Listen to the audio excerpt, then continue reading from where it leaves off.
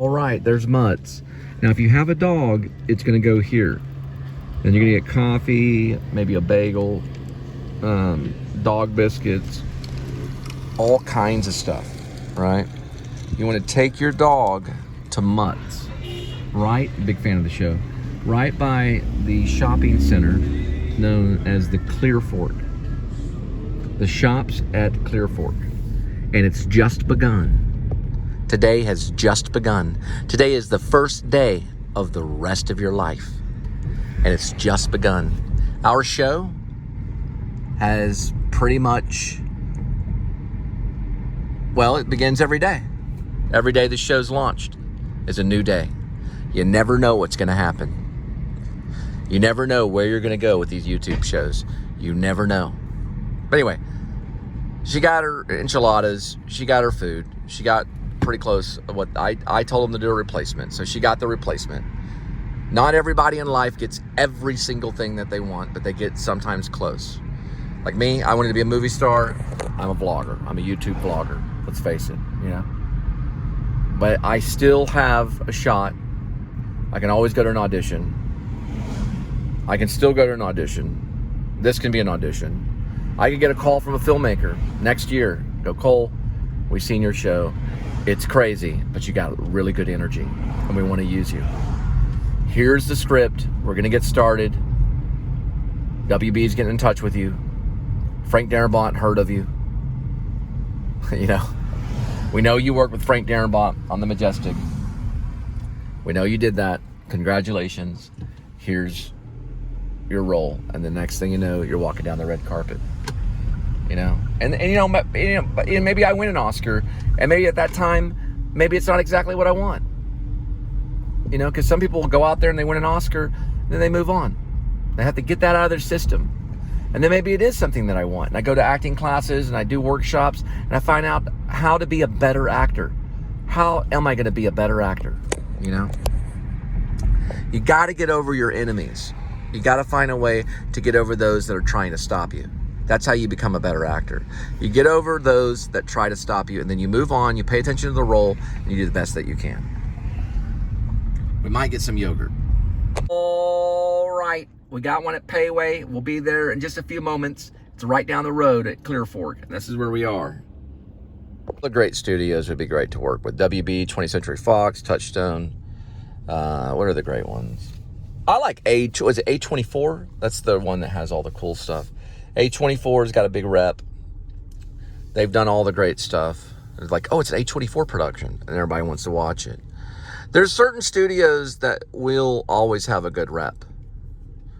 They always want a good rep. They only, you know, I hate to say it, but Weinstein was the guy who kind of started that reputation thing. Harvey Weinstein and Miramax. Miramax and then the Harvey Weinstein group. But Miramax was known to do all the really hot stuff. We're at Pei Wei right now. Now the guy's sitting in prison. That's how dedicated he was as a producer. He was that dedicated. And boy, was he now he's quite the criminal. There, I'm gonna free him though with the Men Too movement. Pei Wei, Asian Kitchen. Me and Matt Damon. We're gonna bust Harvey Weinstein out. Cause it's wrong. They can forgive him. I mean, you broke a toilet. Man, maybe we'll leave him in there. I don't know. All right, listen. Oh, wow. They all the fortune cookies. Oh, no, they didn't. Yes, you belong to the city. You belong to the night. It's a good song. You do belong to the city. You do belong to the night. Now get a job. Or go be a preschool teacher or something. Stop eating ice cream at night when Charlie Rose used to. Didn't everybody do that? They'd get ice cream and watch Charlie Rose at night. Ooh, Charlie Rose is on. Let's eat ice cream. Charlie Rose is no longer in business. Charlie Rose is good. Everybody wanted to be on Charlie Rose. If you got on Charlie Rose, then you made it, you know, other than that winning an Oscar. But we can't be on Charlie Rose anymore. It used to be maybe, what, Ted Koppel did a few interviews? And then what, Barbara Wawa? Barbara Wawa, she was Barbara Walters. She couldn't say her R's, so they called her Barbara Wawa.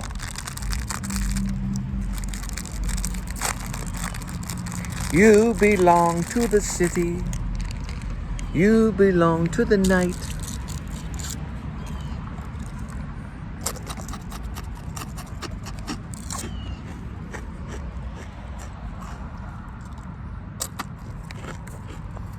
Oh, well.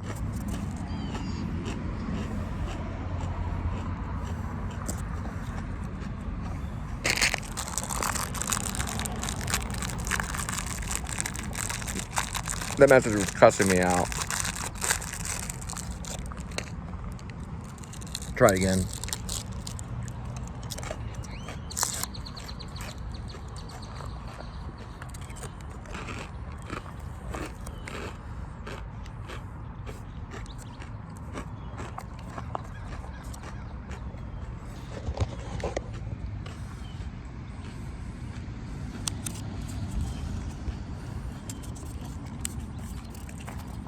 Bide your time, for success is near. See that little thing right there? We'll get a newspaper here pretty soon. I don't know what they did with Kia. The Kia thing.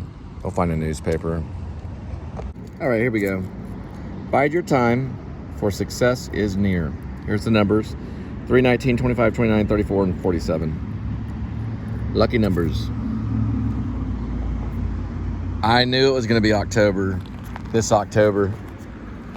I bet this October I'll have a movie roll. We'll find out. This October. It's going to come that quick. I'm still going to work on Skinny Pete and Friends. So we're still waiting for them to give out the receipt with the price amount on it. And that's what they have not done. So they'll have to give me that receipt.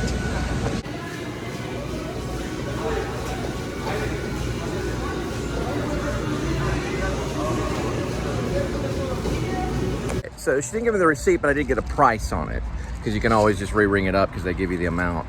So I just take a picture of the Verifone and good to go.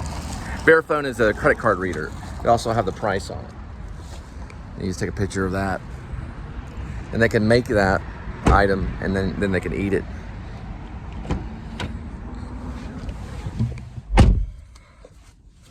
So we're gonna take your Pei Wei. There's Pei Wei right here. And we're gonna take it 3.1 miles, 11 minutes. We'll be there at 7:54 in the PM. Now we're gonna talk about Chris Kyle. Chris Kyle was murdered by Eddie Ray Ralph, I believe in February. I'll have to look up the right time. And this was 3 months before I met Angel. So it was 90 days before I met Angel. I met Angel in 2013. I met Angel in May. February, March, April, May. In May. So Chris Kyle was killed 3 months before. February, March, April, yeah. January, so February, March, April, right, 3 months before, 90 days before May. I think May 2nd of 2013. Now, Chris Kyle was with a guy named Chad Littlefield.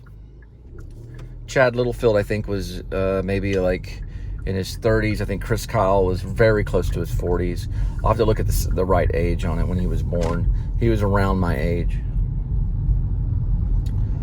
And he was helping soldiers that have post-traumatic stress disorder, which is probably what Annie's husband has.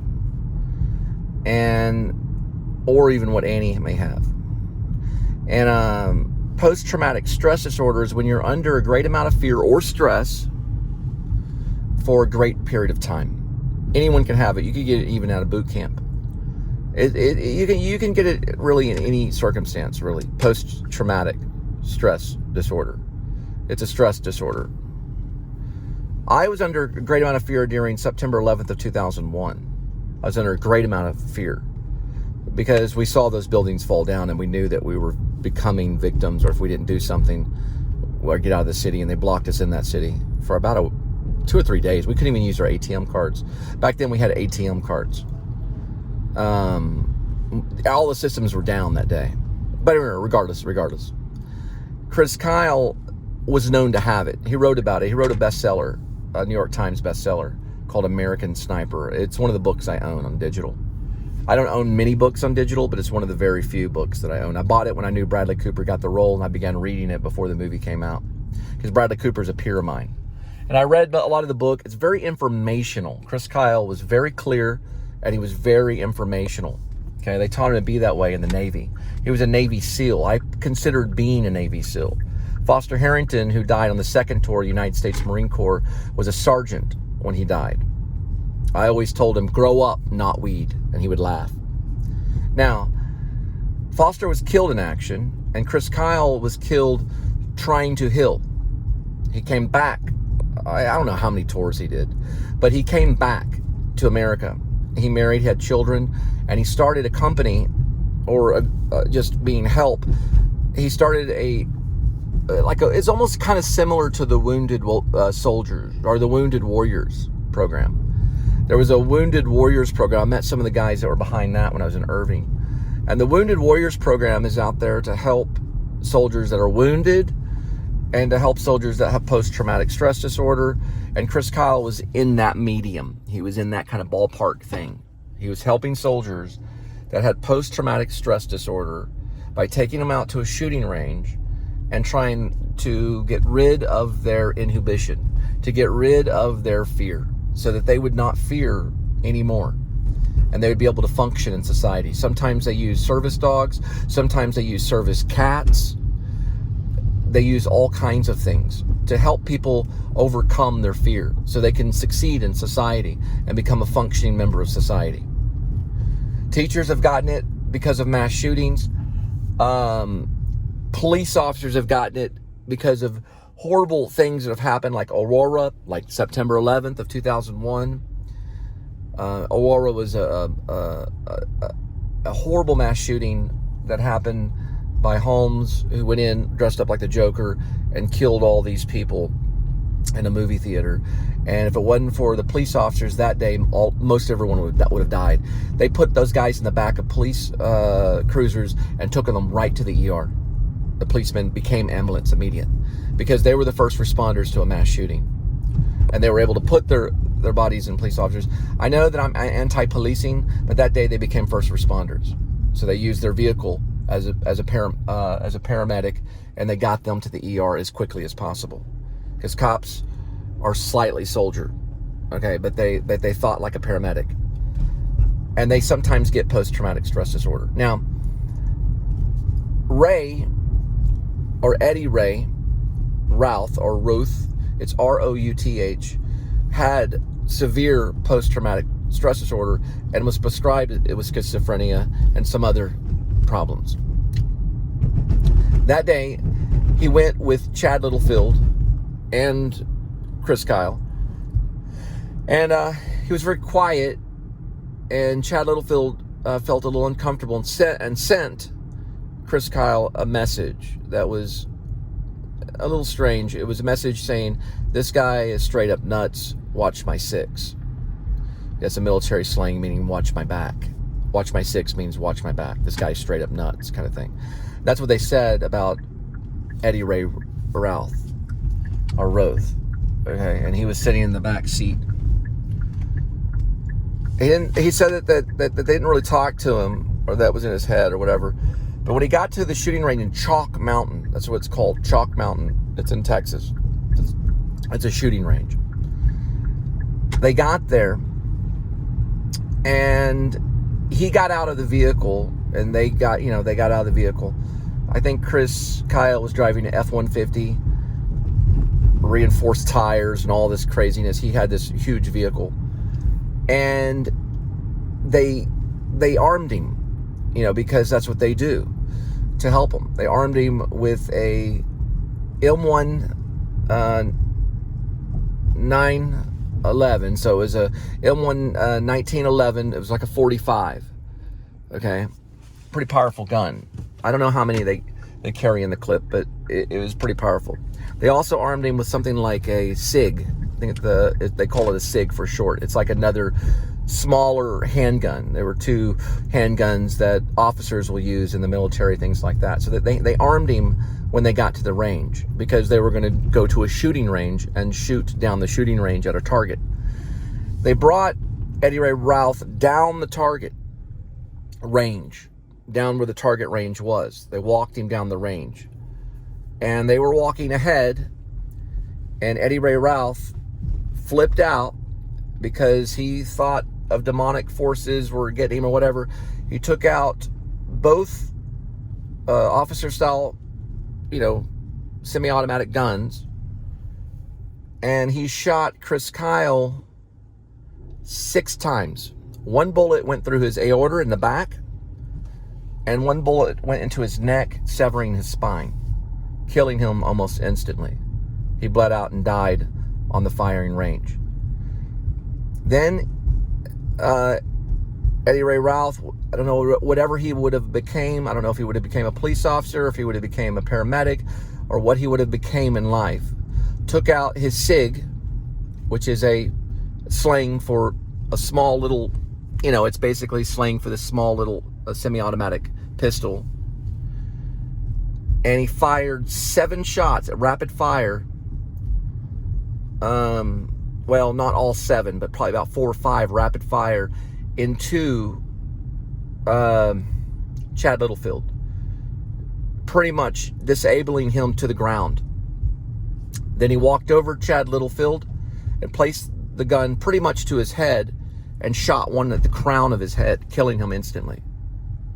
Then Eddie Ray Ralph got into Chris Kyle's vehicle, his truck, his F-150, and he drove it all the way to Lancaster to visit his sister. His sister asked him, you're acting a little strange, what's going on? And he told him that he had killed Chris Kyle and Chad Littlefield. Then he got into the F-150, Chris Kyle's vehicle. He drove all the way home to Midlothian. Or no, I may have it backwards. His sister may have been in Midlothian. I think he went to Lancaster. I think I do have it backwards. He went to his sister's house, wherever she was. I think it was Midlothian. And then he went to Lancaster. That's right. Midlothian first, and then he went to his sister's in Lancaster. The police chase ended in Lancaster. His sister called the police to report that, he had shot Chris Kyle and killed him, and Chad Littlefield. And they tried to spike strip him, which was unsuccessful. And eventually crashed Chris Kyle's F-150 into a police cruiser. And they apprehended the alleged suspect, known as Eddie Ray Ralph, I think is what they went by. He may have gone by Eddie Ray Ruth. It's R-O-U-T-H. He'd be a great person to interview, just like Hinckley would be great to interview, and a lot of them. Mark David Chapman would be a great interview as well. But these people sometimes will blame demonic forces. They get far too religious. And he was blaming demons and voodoo and all kinds of stuff. But he killed the greatest sniper that we've ever had in the history of our planet. This guy killed 300 enemy confirmed kills. Some say he killed a total of 600 protecting the United States Marine Corps. People like Foster Harrington, who lost his life. Foster didn't make it back. Not all the soldiers make it back. See, the Navy can't protect all of them, but they certainly can try. And Navy SEAL, who Chris Kyle was a dead shot. He was a very important person because they could set him up in a sniper's nest and watch over his United States Marine Corps brothers in arms, regardless of how crazy they may have been, because the Marines were crazy. The Marines were always crazy. And they'd go in kicking doors or whatever, looking for AK-47s or looking for the enemy, and they needed overwatch in a lot of cases. And if anyone tried to approach them in an evil way, in a wrong way, then that sniper would be ready to go. And he'd take them out. Just like we'll do in the New Liberty Party. All right, we're going to drop this off coming up at 26:29, because we don't let anybody mess with the New Liberty Party or the Men Too movement, or we will end your life if you try to do any harm at all to any of our wives or family. We will end you, because we have the right to protect ourselves. And here we go.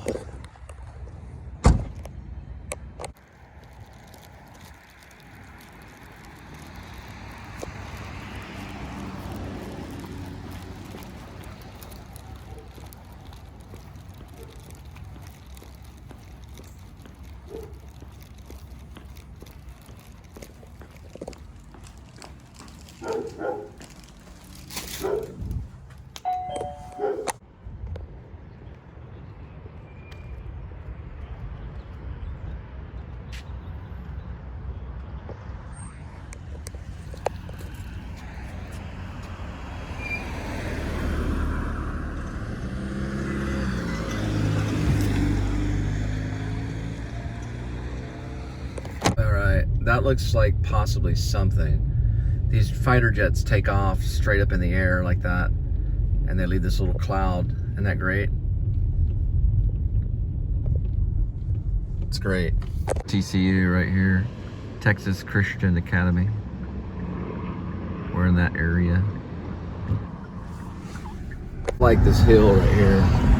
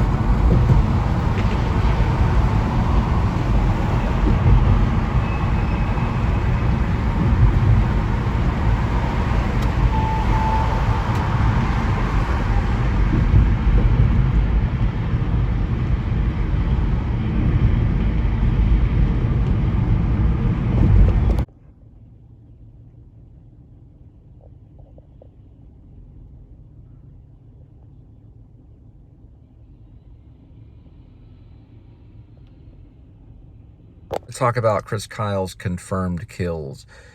He's stating 150, one stated 160. The record before was 106 confirmed kills. If I'm not mistaken, I don't know if that was a Vietnam vet, but regardless, Chris Kyle was not a Vietnam vet. He was, and you call it an Afghan vet, the Long War vet.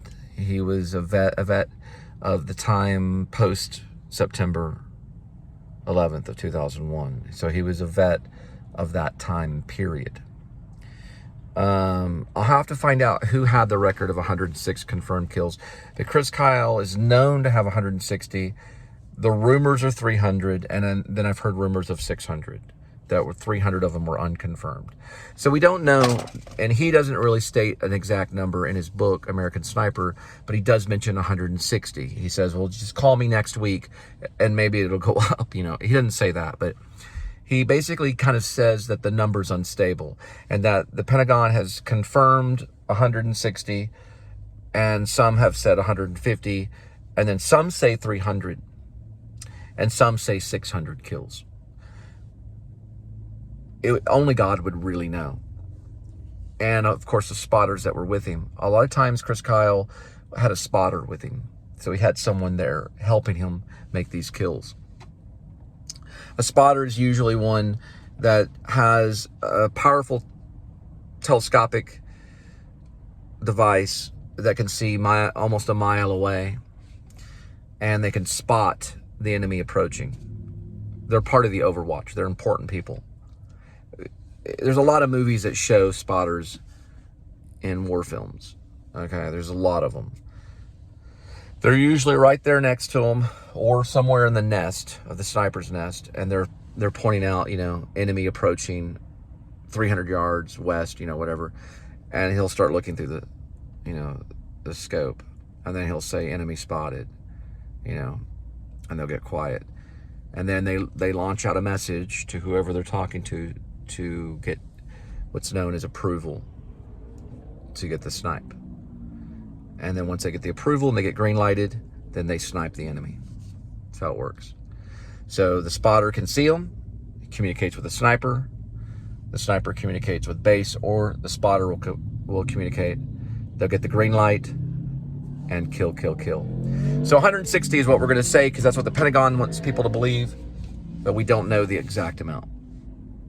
His first confirmed kill was a woman.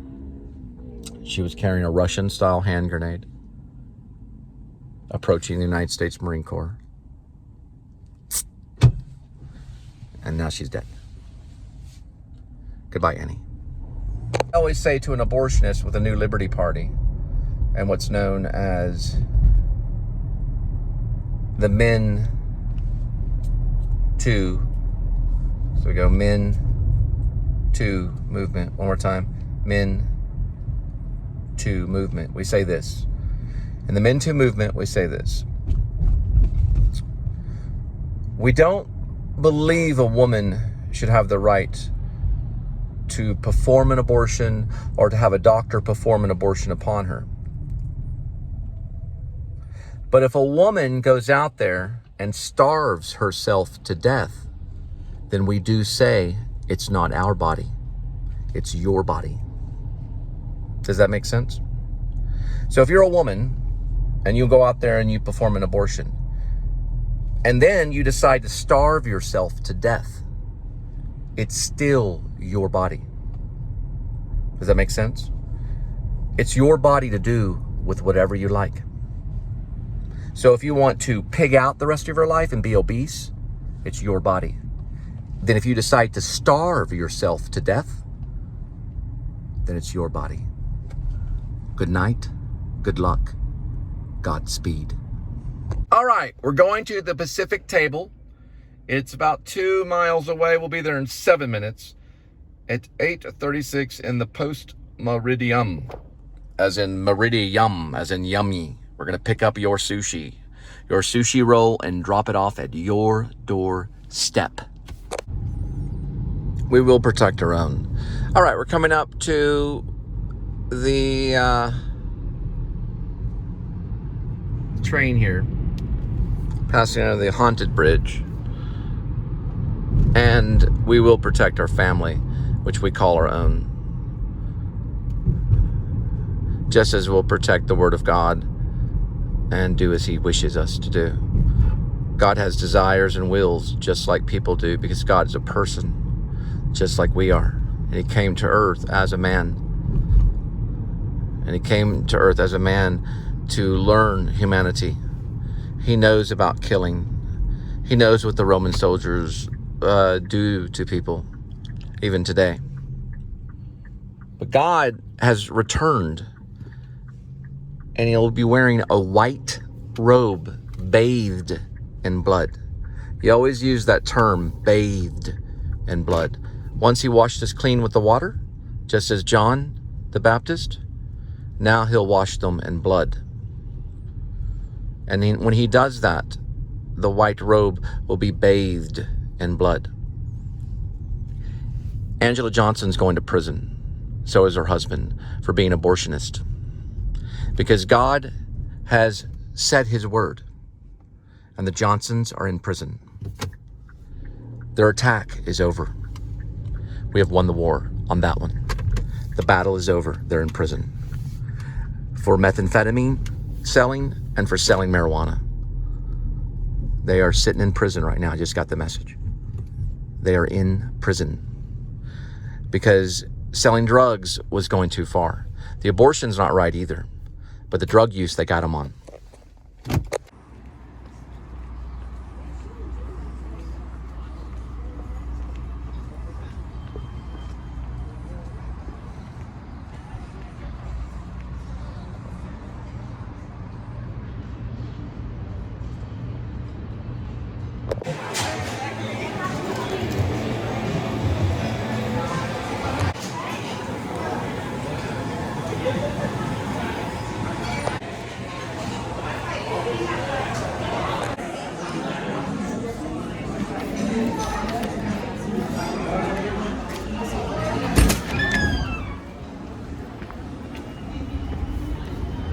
A short day today, so we're gonna be heading back after this. So anyway, we'll drop off this 3.4 miles. We'll be there in 10 minutes. Arrival time will be 8:53 in the PM. And we did very well last night, so we didn't even really have to go out tonight. But we have to go by O'Reilly's tomorrow and do some maintenance, which we'll do a vlog on tomorrow. All right, we'll be headed back to go see Edmund. Be a short show tonight. Y'all have a good night and good luck. I think it goes, good night, good luck, and Godspeed.